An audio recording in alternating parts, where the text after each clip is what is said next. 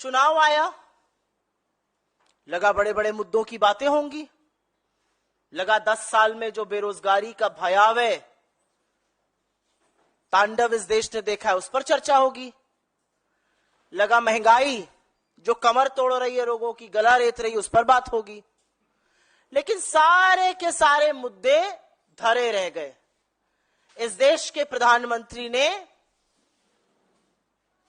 फिर से वही स्क्रिप्ट उठाई जो 2002 से पढ़ रहे हैं वो, ध्रुवीकरण की, विभाजन की, डर की, संशय की।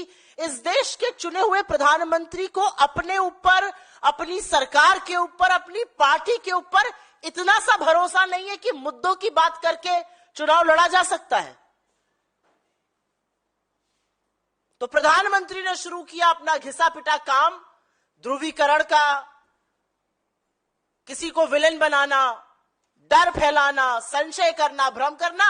और उनकी दो रुपल्ली की ट्रोल आर्मी ने, बीजेपी की फेक न्यूज फैक्ट्री ने फिर वही शुरू किया, बयान की काट छाट करो, इधर का उधर लगाओ, भ्रम फैलाओ। राहुल जी ने कहा दलित, राहुल जी ने कहा आदिवासी, राहुल जी ने कहा पिछड़े, राहुल जी ने कहा सामान्य वर्ग के गरीब, राहुल जी ने कहा माइनॉरिटी। सब कुछ हटा दो, सिर्फ माइनॉरिटी रहने दो।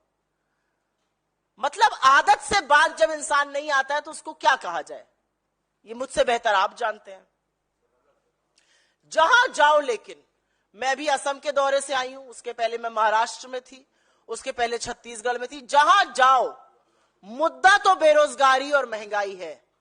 ट्रेनों में, फ्लाइट में, बसों में, रेलवे स्टेशन पर, चाय की दुकानों पर चर्चा इस बात की है कि भैया महंगाई बहुत बढ़ा दी, हमारी गुजर नहीं हो रही है।